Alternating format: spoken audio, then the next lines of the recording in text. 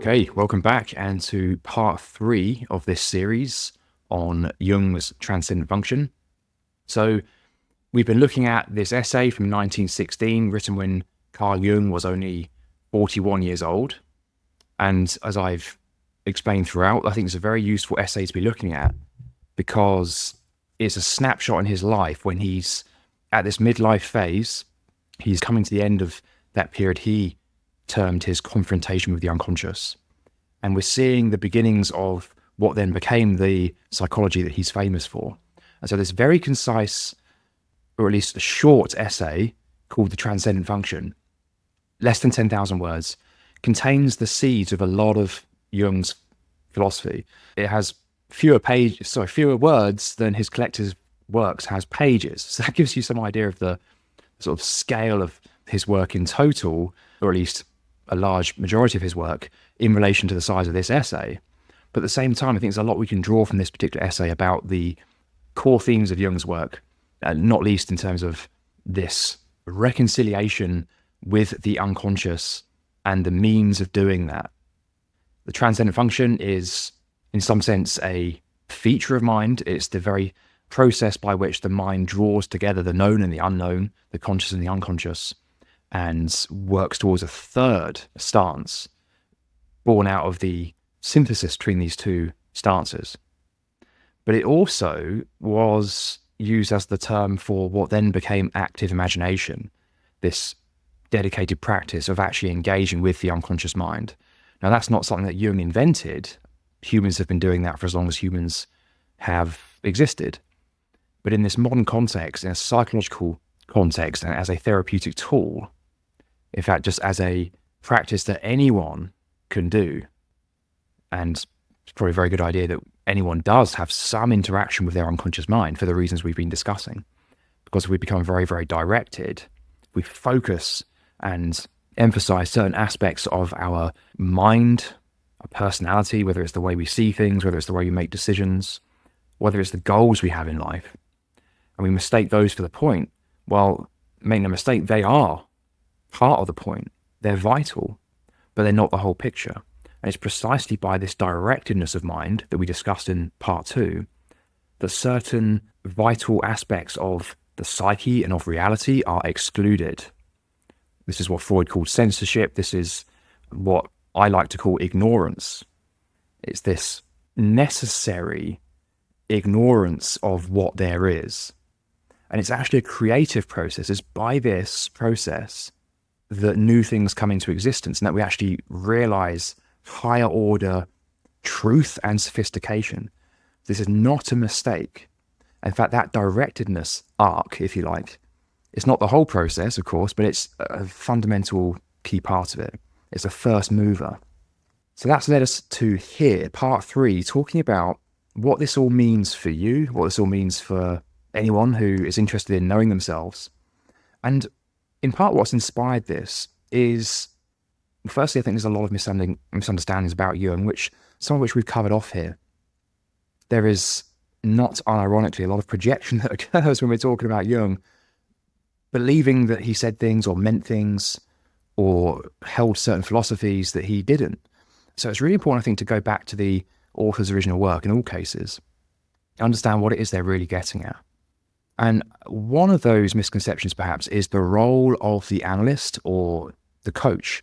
Now, as a coach myself, it wouldn't be fair of me to say that you need a coach all the time permanently. The coach plays a certain role, but it's not to get you hooked on the medicine, as it were. It's to act as like a feature of your own mind in some respects, to echo back aspects of yourself that already exist in some sense, and to help facilitate that process, that reconciliation with aspects of yourself that are implicit, that are still coming on board. It's not to remove the way you see yourself currently. It's not to replace that with a new self-image. It's not about denying one way or the other. It's about, just as this whole process is about with the transcendent function, it's about attaining to a higher order understanding that retains the truth of both sides of this equation that we're looking at. So I want to first go to a quote by not Jung, but Marie-Louise von France, one of his closest collaborators. And she said, this was an interview in the film A Matter of Heart, which is on YouTube. She said, there are many people who are not in analysis, but if they are naturally gifted, which I would call if they are honest, they can find these things without analysis. Now here is a Jungian very honestly preaching the value of honesty, as any good analyst ought to do. Not necessarily to become attached to the image of honesty, because that would be one-sidedness, right? But I like this quote because if anyone's got an interest in people having analysis, it's Jungian analysts, right? It's coaches who want clients, presumably. But it wouldn't be helpful to anybody long-term if anyone was just saying, look, this is, you need a teacher, you need a coach, this is something you cannot get rid of the need for. Yeah, we do need other people in our lives, not just as mirrors, not just as holders of that alchemical material that we need, but we also need them as actual teachers. We need to learn from each other. There's many other reasons to engage other people as well. These aren't the only ones, but in this context. But there's a difference there, isn't there, between the teaching aspect and the, let's call it the alchemical aspect. And it's through the other that we understand ourselves. And it's through that empathy for the other. I've made the case in many places that I think that's actually a better definition of what empathy is. It's experiencing the other, but it's because we're showing a willingness to transform. We're feeling their pain, perhaps, in a sort of situation of compassion. We're feeling their pain, but we're also feeling our own pain. It's our pain by virtue of the fact that we're feeling it. And in that, there's this mutual transformation that occurs. Jung talked about this in his book, Modern Man in Search of a Soul, which is not in his collective works, but it's well worth a read. He warns against the idea that we can just show up and just help someone as though we're some kind of immovable hero in that situation, and they're just this pitiful person who needs our good grace to get better. That's not what's going on. If we think that's what's going on, then there'll still be transformation occurring. It's just not happening consciously. But a key takeaway here from von Franz's quote is refreshingly just that this is something that you can do on your own in a sense. I mean, it's not that you don't use your interactions with other people to do this, but no one is imparting this to you. Self-knowledge is a self-driven process, but it starts with this: honesty, yes, responsibility, and intention, a willingness to align oneself with what there is. We don't necessarily know what that is, but we might have an intuitive sense that that is akin to truth, ultimately. We want to find the truth. And you can't do that if you're not being honest. And honesty is one of the top traits needed for pursuing this process, with or without help. Now to a quote by Joan Chodorow in her book, Jung on Active Imagination. She corroborates this and says, an important benefit of the method is to liberate patients through their own efforts, rather than remaining dependent on the analyst. Jung even spoke of it as a touchstone of psychological maturity. Active imagination is a way to gain independence by doing your own inner work. Yet for many, it is also an intrinsic part of analysis. All of this leads to questions about the role of the analyst in active imagination. More very honest words. It's not saying we don't need analysts.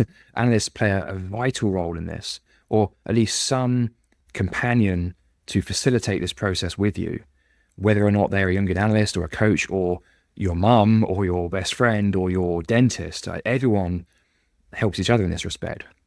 Everyone plays a role. But it's not that some centralized hero figure is coming in to do this for you or to transform you. Jung said somewhere that the point of Jesus' life is that he became himself. But then he goes on and says he was the great example, not the great exception. How can you be yourself if you're just merely modeling someone else?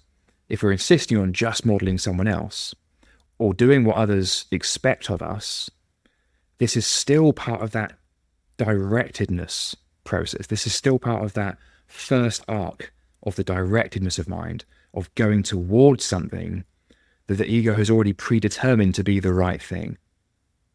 Now, like any thesis, this contains its own contradiction. Because if the ego is not yet complete, then how can it possibly determine whether the thing it's going towards is the right thing for it? It's self-defeating. If it knew that that was what it needed, then arguably it wouldn't need it at all. And if it needed it, it wouldn't be capable of knowing what it needed. So this is why the unknown in all its forms, including the outer world, including the future, what we yet to experience, and including, of course, the unknown within our own psyches, must play a vital role in this whole unfolding. So we're now going to the actual essay itself. This is back to Jung. He said, "In the last resort, it is highly improbable that there could ever be a therapy that got rid of all difficulties." This corroborates everything we've been saying so far, right? He goes on, "Man needs difficulties. They are necessary for health." So it's precisely in that conflict, in that challenge, that not only is the knowledge we need made available to us, it's how we come to upgrade our thesis. It's not about mere compromise or coming back to zero or just letting go of the way we see ourselves in its entirety. It's saying, well, that's nothing to do with me. That was just pure illusion. No, I mean, it's not completely devoid of truth, and that's the point. But it's not just the knowledge we need to call that into question. It's also the emotional tension that creates. It's not something that can merely be conquered intellectually. There's this alchemical process that has to occur. It reminds me of the Immanuel Kant quote that I discussed recently as well, that true knowledge comes from the union of opposites. You cannot think your way through it merely, you cannot even feel your way through it on its own. Both have to occur. And he goes on here, what concerns us here is only an excessive amount of them, an excessive amount of difficulties. So even within that, there's a kind of synthesis or middle way that's being found. Difficulties are great. We love challenge. If you have no difficulties, that's a challenge in itself. You go nowhere, just stagnate. And that leads to self-contradiction. This leads to the Hegelian negation. Because if we're just hanging out with a fixed image of ourselves or a one-sided view of our personality, I'm a thinker or I'm an intuitive or whatever it might be, all ideas contain their own contradiction. So if you take that to its extremes, it will necessarily fall down in the end. But on the other hand, an excessive amount of difficulties, more than the mind can handle in any one moment, any one year or any one day, that also has a kind of calcifying effect on the psyche. This is overwhelm. This is what leads to trauma. It's a situation of harm where the psyche is simply trying to take on too much at once. It has to resort to all kinds of defense mechanisms, both in the moment and as a way to store that trauma in the body for later retrieval. And then we unconsciously end up re-encountering it through various ways. So there's actually a middle way to be walked here as well. Difficulties are necessary not only for health, but for our onward movement. And onward movement is itself necessary for health. So he goes on, if the patient is to stand on his own feet, he must not depend permanently on outside help. The interpretation of dreams would be an ideal method for synthesizing the conscious and unconscious data. But in practice, the difficulties of analyzing one's own dreams are too great. And in other parts of this essay, he talks about how one reason for that is actually because of the relative weakness of the ego in the dream situation. That's my own phrasing there. But in other words, the unconscious mind is very, very undifferentiated in that situation. And there isn't really an engagement that goes on with it. And as much as there is, of course, there's value in experiencing a dream. We've probably all had this experience of feeling quite relieved after a dream, like something really came to the surface there. But likewise, we've all probably had the experience of feeling like it was unfinished. And whatever it was, it's not conscious now, and it's buried and it's apparently gone. It's not gone because it will re-arise at some point. But there's a great sense of dissatisfaction in that. So there's a lot of value in dream analysis, and you can probably all relate to having that aha moment when a dream is suddenly seen through. It's very hard to do that on your own. It's often very obvious to someone outside.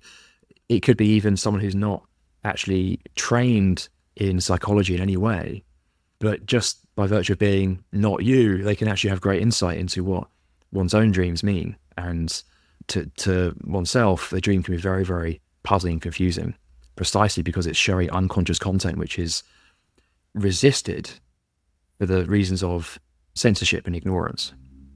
Again, it's not a problem, it's not a mistake. And although we sometimes call these things defense mechanisms, I think there's actually nuance there between what is actually a defense mechanism and what is just mere ignorance. There's a sort of implication of intention with those things that I think needs to be passed out. But that's maybe a conversation for another time. It says maybe, it's definitely a conversation for another time. Okay, next one. We must now make clear what is required to produce the transcendent function. Okay, so what can we do about this? Right, we know that there's this process that has to unfold. It's a natural thing, but it's also something that we might want to facilitate in order to make conscious those aspects that are at greatest risk of erupting into our conscious experience. So he goes on. First and foremost, we need the unconscious material. Right, yeah. So next bit. In general, dreams are unsuitable or difficult to make use of in developing the transcendent function because they make too great demands on the subject. We must therefore look to other sources for the unconscious material. Just say a bit more about the dreams as well. A lot of the symbols that arise in dreams, of course, they have collective value and they often relate to symbols that are very well known, but they don't necessarily mean that to the person having them. So there's always a personal meaning as well, even where it's a collective or commonly experienced symbol. And there's a great deal of, analysis involved in making sense of all of that. So dream work itself is inherently very analytical, which has its advantages and disadvantages. But I think for most people, there has to also be this very experiential element. There has to be an actual dialectic with the material. And it's often in that experience itself that things are shifted. There is literally an energy exchange between the two stances, the conscious and the unconscious.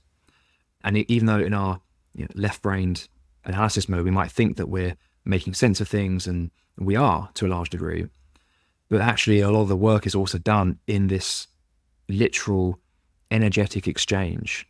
And it's in that merging that this third way can be realized. This is the transcendent function. So these other sources of material. Jung goes on. The training consists first of all in systematic exercises for eliminating critical attention, thus producing a vacuum in consciousness. This encourages the emergence of any fantasies that are lying in readiness. So I'll just pause there for a second. This sounds a lot like meditation, right? And I've made the case in other places that this is precisely what Eastern meditation is for, or certainly ought to be for. Not so much for eliminating thoughts, stopping thoughts, or even gaining control over the mind. Because, we're back to the same problem, aren't we? It's actually the ego judging control as a good thing and lack of control as a bad thing, when actually there's benefits and costs to both of those. So a wholesome use of meditation, I would say, is allowing what needs to happen. It's allowing unconscious content to come to the surface. So this is actually how we start out the active imagination process. After choosing a seed, and this might be quite obvious, it might well be some emotion that's trying to come to the surface and it's unignorable at this point. So after choosing a seed, it's then taking a position and clearing out the mind, setting the mind using meditation. As he says here, producing a vacuum in consciousness. So systematic exercises for eliminating critical attention. But he goes on, a prerequisite, of course, is that fantasies with a high libido charge are actually lying ready. This is naturally not always the case. Where this is not so, special measures are required. I think he's saying, well, look, where there's a situation where there's something that's just clearly crying out for attention, then this is how we gain access to that material. But of course, Jung will be the first to acknowledge as well that there's always stuff there in the unconscious vying for our attention. It's the very reason we get distracted occasionally. It's anyone who's tried Eastern meditation, as Marie-Louise von Franz also acknowledges in her writing, it knows how often thoughts will come to the surface until they're seen and realized. Each of these thoughts has an energy charge to it. It's not a bad thing. Again, there's nothing bad or wrong about having a mind that's active. However, there's always value in allowing some of that to come to the surface. It's like tidying your house, right? There's times when you have to make a mess and there's times when you tidy it up. Neither of those things is inherently better or worse than the other, but they both have a place.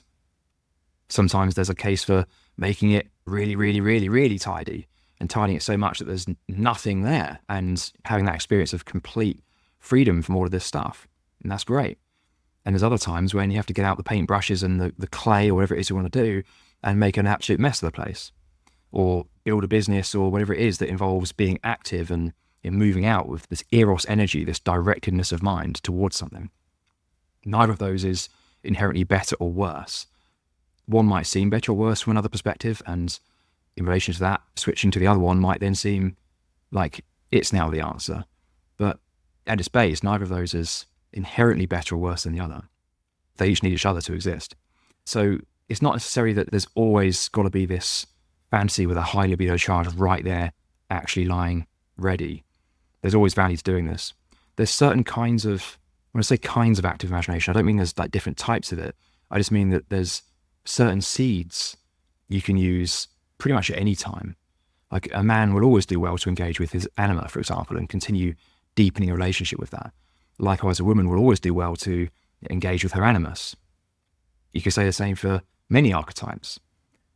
But often there will be something there that is top of the pile that really needs to be looked at. That's the stuff that if we don't respond to it and engage with it, it's going to force itself into our conscious experience. Whether it's through kinds of thoughts we have, the things we end up saying against our will, whether it's actions we take, even if it's very sort of macro scale decisions we end up getting into. We saw this in the previous episode here about how the more we try to do something and fixate on a certain idea, a certain conscious stance, the more it sets up an opposite. So let's move on. Jung says, in the intensity of the emotional disturbance itself lies the value, the energy which he should have at his disposal in order to remedy the states of reduced adaptation. Nothing is achieved by repressing this state or devaluing it rationally. So a couple of points in there. The disturbance itself is a polarity between the conscious and the unconscious positions. And that has an energy to it. That charge is what we can then make use of once integrated. And it actually provides the motivation and the ability to engage with this opposite within us. So it contains exactly what one needs in order to fix this state of, as he frames it here, reduced adaptation. Second here, nothing is achieved by repressing this state. So this actually just follows on from what I said earlier about meditation. There's no value in repressing anything long term. There's, of course, certain compromises that have to be made at certain times, sometimes for months, years. You could argue that the whole process of individuation is like this macro arc of pushing away everything that we're not in the first half of life and then re-engaging with it in the second half of life. Now, that's a massive oversimplification, and it doesn't happen in that smooth way, or there isn't just one sort of energy pathway that's going on here. There's processes like this happening on every scale, at every level, at all times. But just to help us think about what's going on here. In principle, stretched to infinity, there's nothing to be achieved by repressing this. It's completely futile because it's part of reality, and it's very repression that causes the problem we're now trying to engage with. It may have worked for us at one point. It's actually necessary when we first embark on any project or any process, any position, and our life in general. We have to do this. So he goes on, in order therefore to gain possession of the energy that is in the wrong place, he must make the emotional state the basis or starting point of the procedure. He must make himself as conscious as possible of the mood he is in, sinking himself in it without reserve, and noting down on paper all the fantasies and other associations that come up. I'll just pause there. So here we're seeing the very beginnings of Jung's active imagination practice. He didn't offer much by way of actual instructions, any how-to guide or anything like this, but he's offering some semblance of that here with advising one to use emotions as the seed, a key starting point. You can also use dream material. He suggests that in other places as well. And actually, it's subsequent thinkers like Robert Johnson, Marie-Louise von Franz, people like this who have offered more of a how-to. And I actually do that too in my course, How to Talk to Yourself. And also in my guided exercises that you may well have been doing on this channel here. Also here, the recommendation to write it all down. This is something that's not universally agreed upon. There's certainly value in doing that during the exercise, and certainly afterwards. I think recording it afterwards is almost always worthwhile. And it's often not known how worthwhile it is until you then look at it much later down the line. But the question of whether to actually record the encounter with the unconscious during the experience itself, one school of thought says that helps the ego prevent any post-editing. Another one says the benefits of full immersion outweigh that. I tend to lean towards the latter. On one hand, I think because the experience itself is where a lot of the work is done. Simply engaging in that exchange, imagining it visually, feeling it emotionally, this is a large chunk of it. As valuable as recording the experience is, but that's not necessarily the same for everybody. I'd also say that, going back to Marie-Louise von Franz's quote about honesty, being honest about this process, and there's a kind of theoretical basis that, like, understanding intellectually what's going on here can certainly help with that. It can help ease one into the process of bravely facing that which we by default find challenging because it's counter to our conscious thesis. But if we understand what's going on here, and if we understand that the pain we experience in doing that and the resistance we must work through, this is not, as I said in the previous episode, it's not just gratuitous suffering. Every moment spent doing that is another moment of release. So this isn't masochistic, it's a process. And there's a kind of quantitative element here where none of this is unaccounted for. It's not just sitting down and putting ourselves through pain for no reason. There's a commensurate benefit with whatever we have to face up to. So with that in mind, I think by being honest with yourself, understanding the value of responsibility and consciously taking responsibility, the ego can do that. It can know that it doesn't know everything, and it can put itself in its rightful place in that respect. And then, of course, setting wholesome intentions. So whatever comes up, setting your intention to move ultimately towards reconciliation and wholeness, not towards pushing things away, not towards serving power and trying to establish the ego over the unconscious or dominate it. But likewise, the reverse is true as well, not allowing the unconscious to dominate you, bulldoze over you. The conscious ego stance exists for a reason. It has truth and it has value. It's just about reconciling that with what's been left behind. It's not about favoring one at the expense of the other. Oh, last bit here. Fantasy must be allowed the freest possible play, yet not in such a manner that leaves the orbit of its object, namely the affect, by setting off a kind of chain reaction association process. This is a bit like what I was just saying, actually. So the experience is like orbiting, if you like, the seed that's being used, whether it's the emotion, whether it's an understanding of certain patterns that we're involved in, whether it's an addictive pattern or whether it's a tendency to move towards a certain kind of experience or relationship, whether it's a certain archetype. Maybe we're having troubles with anima projection, so we have to reconcile with the anima. Okay, what's going on for you here? Why are you forcing yourself into my conscious experience? What is it you need from me? And we actually enter a dialogue with it. What we're not doing is just allowing this complete unhindered chain reaction process where it just becomes unrelated and unconstrained by the seed. That's how we maintain this tension. We're first planting the seed, allowing the unconscious to take form, and then the ego steps in and starts to take the lead in that process. But I think it's on the next slide, in fact. It's not on the next slide, but we'll get there. It's literally like a conversation. He goes on. The whole procedure is a kind of enrichment and clarification of the affect, whereby the affect and its contents are brought nearer to consciousness, becoming at the same time more impressive and more understandable. The work by itself can have a favorable and vitalizing influence. At all events, it creates a new situation, since the previously unrelated affect has become a more or less clear and articulate idea, thanks to the assistance and the cooperation of the unconscious mind. This is the beginning of the transcendent function, i.e. the collaboration of unconscious and conscious data. So by planting that seed and allowing the unconscious content to present itself to consciousness, this leads to the formation of a symbol, and the symbol in effect representing that middle ground between the unconscious content, whatever that might be, and the conscious mind. So it, in some sense, contains a little bit of both. How could it not? Because it's appearing in the conscious mind, so it must take some element of the conscious mind.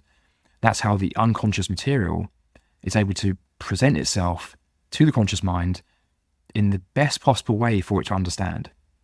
Again, true knowledge arises from this union of opposites, not just from thinking about it, not only from experiencing it, not only from sensing it, but from a union of these functions of mind. And how that applies here is that we have to have the experience and really feel what we're feeling during this interaction, and treating it as an equal, approaching it with empathy, this willingness to transform, and understanding its needs, but also expressing our own.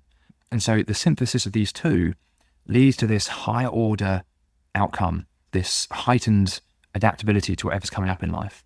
This is the transcendent function. This is how higher order truth is discovered.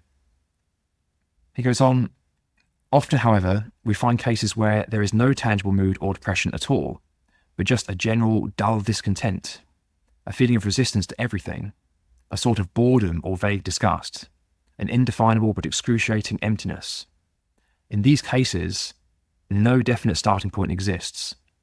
It would first have to be created. Here, a special introversion of libido is necessary, supported perhaps by favourable external conditions, such as complete rest, especially at night, when the libido has, in any case, a tendency to introversion. So a little bit more guidance from Jung here on the how-to of active imagination. Just want to add this to add value to the idea that this is a meditative process. It lends itself to a meditative approach. So starting out with some basic meditation, that's the way I would usually recommend doing it. So you can just focus on the breath for a time, however long you need to, a minute or 20 minutes. There's really no rules around this.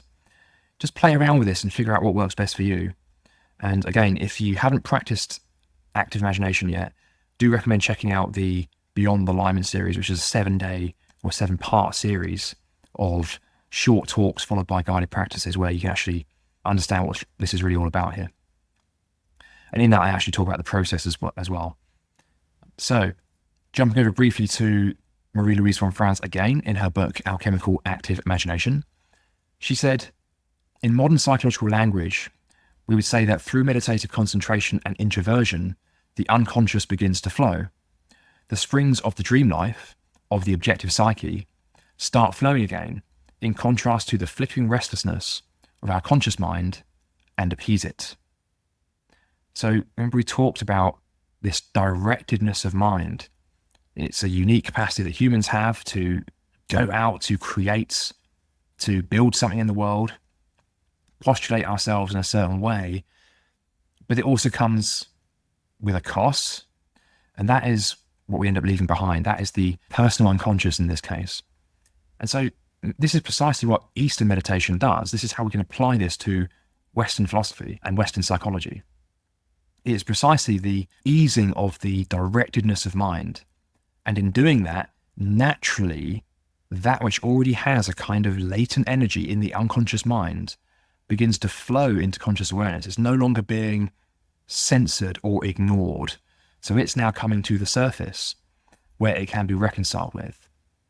But these things already exist in a sense. They don't exist in consciousness. They don't have a physical corollary at this point in time. But necessarily, they must force themselves into consciousness at some point sooner or later. So there's this recurring theme here about it's working with what's there ready to make itself known. I actually delineate this into proactive and responsive ways of working with the mind. So yes, we must respond to whatever's coming up. If something's just crying out for our attention, we better give it our attention sooner or later. Maybe once a day we're doing something, whether it's meditation, active imagination, tarot readings, whatever it might be, engaging with that unconscious mind. And so that then mitigates the risk of these blow-up moments that many of us can probably relate to. But the other way of dealing with it is the proactive kind. So sometimes there's simply no need to wait for something really obvious to be calling for your attention. by that point, it's arguably already on the edge of danger a little bit. There's also a case for working with it in a very structured, proactive way. And this can, yes, be meditation, just seeing what comes up, but it can also be working with the archetypes, maybe starting with ones that you know there's a challenge with. Pretty much by default, that's going to be the shadow, certainly to begin with. And then working with the anima and or the animus. Then also maybe working with some of the other ones as well. And there's no definitive list of archetypes, by the way. But there's a few we can probably agree on and relate to. But whatever comes up for you, if you're someone who maybe sees yourself as very, very artistic or very, very creative, maybe there's a case for working with well, I call it the stalwart archetype, but commonly it's known as the everyman archetype. Whatever you want to call it, work with this image of just very, very down to earth, very, very reliable. If that isn't how you identify, then get into your own mind and have a conversation with it. You can also think about this in terms of cognitive functions, in terms of Myers-Briggs personality types. There's no limit to how this can be done. But I would say it's useful to think about it in these two ways, proactive and responsive. So on to the next quote from Jung here. It is exactly as if a dialogue were taking place between two human beings with equal rights, each of whom gives the other credit for a valid argument and considers it worthwhile to modify the conflicting standpoints by means of thorough comparison and discussion, or else to distinguish them clearly from one another. So this question of equality between the two positions, between the conscious stance and the unconscious stance. At first, that might sound a little bit counterintuitive. Like, why is it not the case of just merely listening and taking on board the wisdom of the unconscious mind, or going by the way much of our society is structured? The opposing belief seems like the more common one. Who cares about the unconscious mind? Just bulldoze over it and just do what you want. Just pursue what the ego has already decided is the right thing to do. Well, here's why neither of those extremes are by themselves entirely truthful or valid. It's precisely because they exist in relation to each other. They depend on each other in some sense. The shadow, if we were to take the shadow as meaning the polar opposite of the conscious stance, there's many ways you can define shadow, but let's use that for now. Well, it only exists in relation to the conscious stance, which at this point in time is becoming maladapted. It's becoming self-contradictory on one hand, but it's having to endure the influence of the shadow on the other. So it exists in direct proportion. Now, it doesn't mean they each play the same role by any stretch, but there is a kind of quantitative equivalence to these two positions. I keep talking about energy, and it can be very useful to think about this in terms of energy. The word energy is quite overused in psychospiritual circles, but there really is no better term for this. And I mean nothing cheesy or mystical about that word here. This is actually what's going on. There's a whole other essay that Jung wrote about the way energy operates in the psyche. But for now, just imagine it works just like it does in the physical world, in that it's proportional, there's an equal and opposite reaction, you cannot create or destroy energy, you can only transfer it. And so on this basic principle, the very fact that we have this directedness of mind, that we've gone out to make ourselves a certain way, to make our lives a certain way, there's been a massive amount of censorship and ignorance that has to occur in doing that. And so the shadow exists in direct proportion to that. It's not about letting the shadow take over. It's not about defeating the shadow. It's not even about balance and compromise, at least not in the long term. It's about synthesis. It's about sublation. It's about understanding the truth to both. It's about understanding, but even that isn't a wholly accurate word here, because true understanding is more than just thinking about it. It's born out of experience. It's the only way it can occur. The experience of both sides, understanding it logically and understanding it emotionally. So the synthesis that comes from it is much, much harder to capture in mere words, at least until it's occurred. But before that point, it's pretty much impossible. I mean, how would you imagine that a 17th century priest would have understood or explained modern science, for example? Modern science isn't even a synthesis of religion and something else. It's arguably merely the shadow of it. It's merely the opposite. At least it arose in answer to it, in answer to the self-contradiction of religion occurring at that time, the inherent rigidity of the dogma and so on. that was actually causing more harm than it was helping at that point in time, speaking very generally. But you see how, from that perspective, there's no way one could have simply pulled a word out of their hat and said, this is what it is, this is what it's got to be. It's merely something you can infer. But the way to arrive there is through this work. And in a psychology context, Jung talks about the transcendent function. There's many other contexts, there's many other ways of looking at it. I've mentioned Hegel many times in this series already, and I think there's a need to contrast Jung and Hegel at some point because they cover some similar ground, but each had very different perspectives. And Jung was also a bit critical of Hegel. So a talk for another time. Now let's move on. On a similar tip, he says, the shuttling to and fro of arguments and affects represents the transcendent function of opposites. The confrontation of the two positions generates a tension charged with energy, and this creates a living third thing. Yeah, that's essentially what I was just saying there.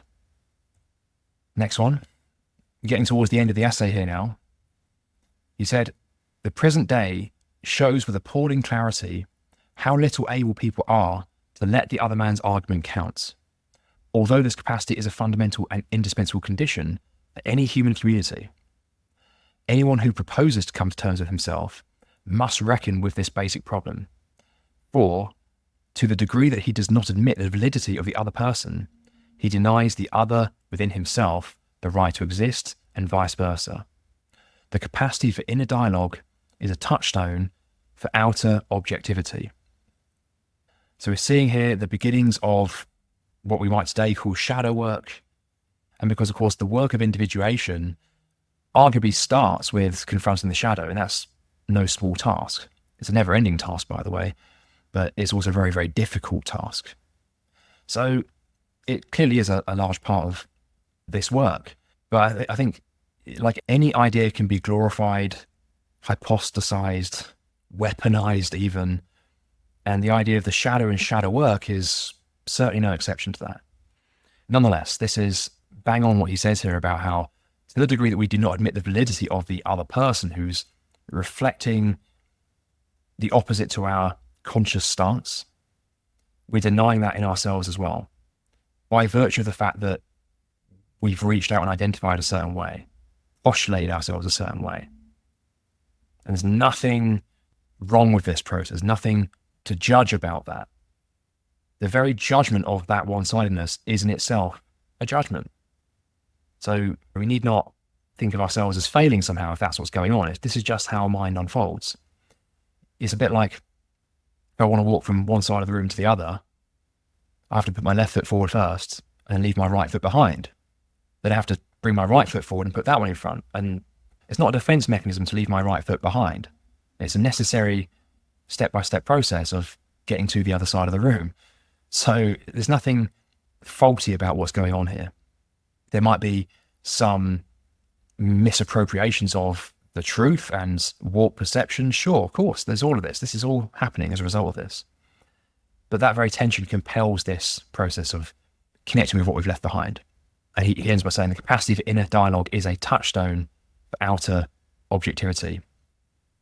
I love that. And it's very important that we understand when we're being objective. It's very hard to know, of course, but the way to be truly objective is to work with the opposites within yourself. Otherwise, there's just no way you can be, because you're still seeing it through the lens of this partiality and this energetic potential that's going on. And it, again, comes down to responsibility and will and intention. If the intention is to keep pushing that away and the understanding isn't there that there is this dialectical process that's going on, if we're brought into the assumption that progress in life is just a linear thing that involves moving towards a pre-established destination that the ego has already determined to be where it needs to go, it's okay to pursue the goal. It's nothing unhealthy about that, I should say. But it's, if we assume that that is all there is, we're casting out vast swathes of reality that will necessarily come back and bite us in the end. So last quote now, slightly longer one, but I wanted to read it because it's a very powerful one. He says, consciousness is continually widened through the confrontation with previously unconscious contents, or, to be more accurate, could be widened if it took the trouble to integrate them. That is naturally not always the case. even if there is sufficient intelligence to understand the procedure, there may yet be a lack of courage and self-confidence, or one is too lazy, mentally and morally, or too cowardly to make an effort. Just to reiterate then, the role of the ego in this process, the need for understanding, yes, the need for responsibility based on that understanding, and the need for intention. There's a kind of bravery in that as well, but as I mentioned earlier, it's a lot easier to be brave when you know that you're going somewhere good. If you don't have the understanding and you're not fully convinced that this is a dialectical process, as opposed to just a constructive process of just making myself into a fixed entity, then obviously doing this work is going to feel terrible, because as Nietzsche said, he who has a why can bear almost any how. Well, therefore, he who doesn't have a why is going to find even the slightest bit of discomfort very, very hard to endure. So Jung goes on, but where the necessary premises exist, the transcendent function not only forms a valuable addition to psychotherapeutic treatment, but gives the patient the inestimable advantage of assisting the analyst on his own resources and of breaking a dependence which is often felt as humiliating. It is a way of attaining liberation by one's own efforts and of finding the courage to be oneself. So here is Jung saying this is a do-it-yourself process. It's right back to the first point. Of course it involves other people. Of course it involves therapists, coaches, guides, teachers, friends, family, work associates. We all play a role in each other's unfolding here. And at the same time, it has to be and can only be a do-it-yourself process ultimately. I do think that hiring a coach or a therapist is a very, very valuable choice to make during shadow work and individuation. I think it can certainly, at the very least, get you really well established in this process, in understanding, and also the methods you can use. But the process is a never-ending one. Individuation, becoming who you really are, becoming undivided in yourself, is a never-ending process by virtue of the fact that directedness of mind is a never-ending feature of our minds. As long as we live, we're going to have this ability to focus our attention. And in doing that, we're going to be blocking other things out. And that creates the shadow, that creates the need to reconcile.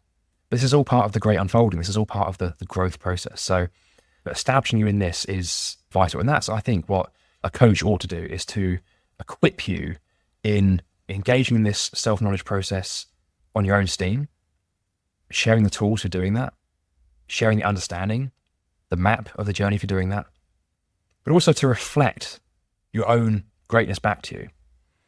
So obviously, projection is a word that's used a lot, and it can be quite a useful thing, but what's often not mentioned is that projection is not an inherently negative thing. Firstly, we don't only project our own negative qualities onto others, we project our positive qualities onto others too. In fact, if you were to hire a coach specifically with the intention to tell you what you're projecting on other people, well, one could argue that you haven't really escaped the problem of projection there. You've simply projected your own capacity for discernment onto someone else now. So either way, this is something we have to be able to do by ourselves. How does one do something by themselves if they don't know what they don't know, and they don't know even where they need to go in that process? Therein lies the great mystery. Therein lies the point, and that is what the transcendent function is all about. It's how the known and the unknown can reconcile and produce a third way. And this is precisely why that whenever we set out to learn anything, whether it's learning a language, whether it's learning how to code, whether it's pursuing some vague idea of spiritual growth or self-knowledge, the true self-knowledge comes from what we didn't set out to learn, what we didn't know we needed to know. This is where reconciling with the shadow comes in. And the way to sublate that is always a third way that could not have even been imagined until that point. It's precisely in the imagining that it comes forth. So before we wrap up, I'm just going to recommend you check out the Know Yourself program. If you'd like to learn more about active imagination, this is one way of doing that.